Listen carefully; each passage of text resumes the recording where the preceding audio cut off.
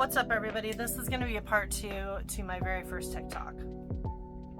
First, I got to start out by saying I love the fact that when I just started this a minute ago, I had it in photo mode, so I recorded nothing. So we're going to start over. It's been almost 2 years since I recorded that first TikTok, and I was very lost and in a very dark place when I made that, and I came on here hoping to build community where I could just help process the things that I was going through. I had just lost my mom, and I had just went through a very toxic situation with an ex-housemate who I had a few months prior had to kindly kick out because they started using heroin again. So I was trying to do it all on my own. I still lived in a house at the time, paying $2,000 a month in rent, plus all the bills. And I got to a point where I either take my dog to the vet to get dental work done, he had abscessed teeth, and get my cat blood work because she had been sick. And essentially it cost about the amount of rent to take them to the vet. Now, at the time I was working, I think 3 jobs and going to school. But I was barely making it, even with all those jobs. I was barely making it, and I chose my animals over paying rent. Now, luckily, I was a month away from the end of my lease, so I was able to use my security deposit to pay for that last month of rent. I was looking at either doing that or facing an eviction, which we all know if you get an eviction, it can be detrimental to so many things going forward. So I made the choice to move into my car. I took my dog and my 3 cats. We moved into a Toyota Corolla and just hustled. I DoorDashed. I was still going to school. I ended up taking 1 term off so that I could kind of try to regroup and find a better vehicle for us to be in, because living in a car, that's just too much of a small space. So I worked really hard, and between working and crowdfunding, I was able to get a Dodge Grand Caravan. While all of that was happening, I did unfortunately lose one of my cats, not because we were living in a vehicle, but she had been suffering from chronic kidney disease for years, and it finally just took its toll on her and had to put her down.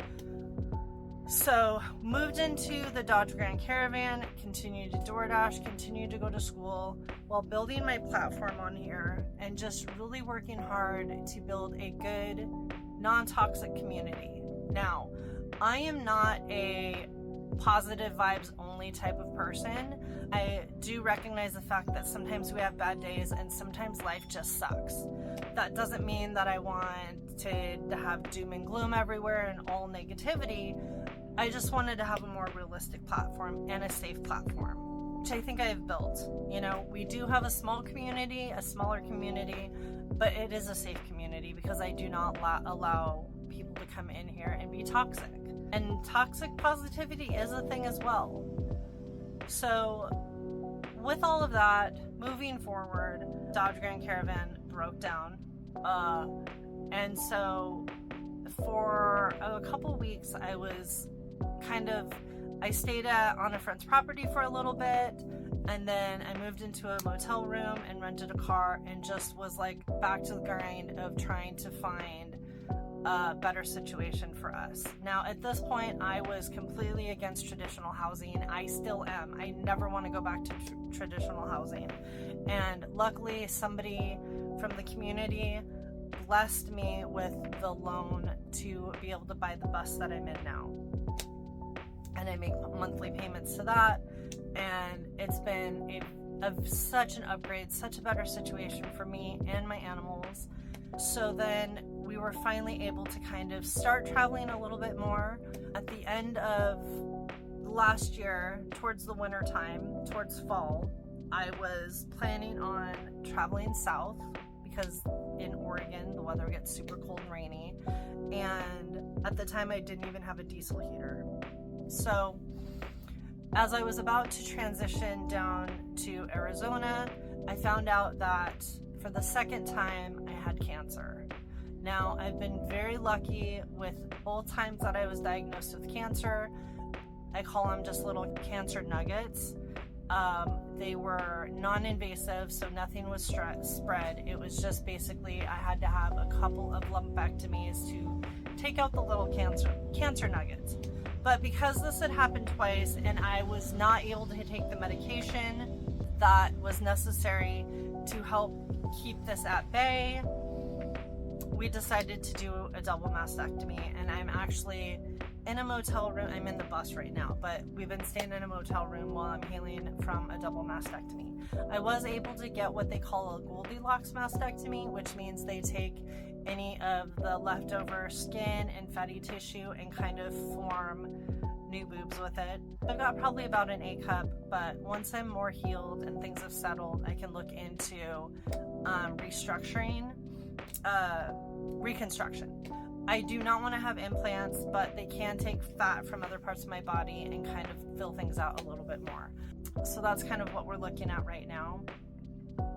And so as far as that, like, everything's been really good. It's been quite the transition over the years, but I never look back and regret the decision I made of moving out of the house. It has only made my life better in a lot of ways. I mean, sure, there's still struggles because life is a struggle, especially with our current administration and how things are going in the government. Things are scary, and